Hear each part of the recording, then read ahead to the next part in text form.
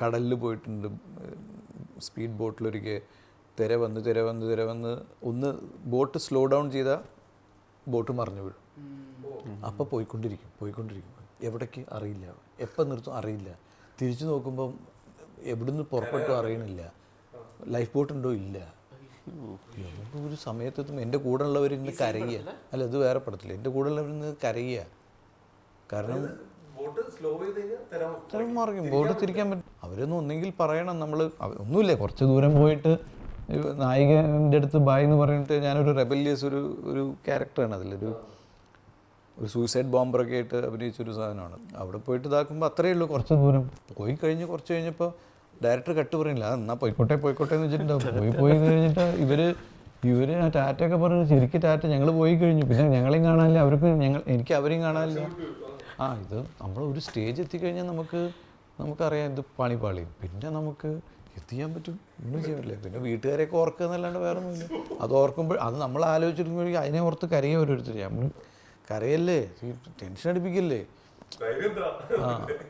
അതാണെങ്കിൽ ഇവർ ശ്രീലങ്കൻ തമിഴന്മാരായിരുന്നു ഇത് ഓടിച്ചിരുന്നത്. അവരാണെങ്കിൽ അവർ പരസ്പരം ഭയങ്കര ഇത് ഇവർക്ക് മനസ്സിലാവും, എനിക്ക് മനസ്സിലാവുന്നുണ്ട് ഇവർ പറയണത്. അപ്പോൾ ഒരുത്തം പറയേണ്ടത് നീ നിർത്തല്ലേ, അങ്ങനെയാണെങ്കിൽ പോയിക്കണം. അപ്പോൾ മറ്റവൻ ചോദിക്കേണ്ടത് നീ എത്ര ദൂരം പോയി, നീ അവിടെ പോയി കഴിഞ്ഞാൽ തിരിച്ച് വരാനേ പറ്റില്ല. ഇതൊക്കെ നടന്നുകൊണ്ടിരിക്കും. അപ്പോൾ ഇതൊക്കെ ബൈ ഫോൾട്ട് നടക്കും ചിലപ്പോഴേ. കുറേ എവിടേക്കോ പോയിട്ട് കുറച്ച് കഴിയുമ്പോൾ ഇത് തീരുമല്ലോ ഒരു സമയത്ത്. അത് ഇവർ നല്ല മിടുക്കന്മാരായ എക്സ്പേർട്സ് ആയതുകൊണ്ടായിരിക്കാം, അല്ലെങ്കിൽ വലിയ ബോട്ടൊന്നും അല്ലേ ഇത്. അതൊക്കെ ഭയങ്കര റിസ്ക്കാണ് അങ്ങനത്തേത്.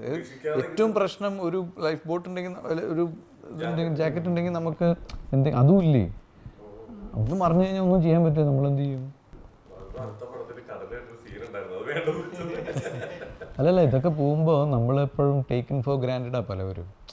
എന്തോ ഭാഗ്യം കൊണ്ടൊക്കെ പലവരും ചെയ്തു പോകണത്. ഇത് മാത്രമല്ല പല പടങ്ങളും.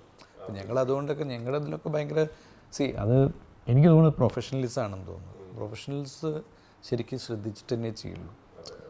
അപ്പം ഈ ആക്സിഡൻറ്റ് പറ്റുന്നത് നമ്മുടെ കയ്യിലല്ല. അല്ലാതെ നമ്മൾ ഇപ്പം ഞാൻ ഈ പറഞ്ഞത് ആക്സിഡൻ്റ് അല്ല, ഇത് മണ്ടത്തരമായിരുന്നു.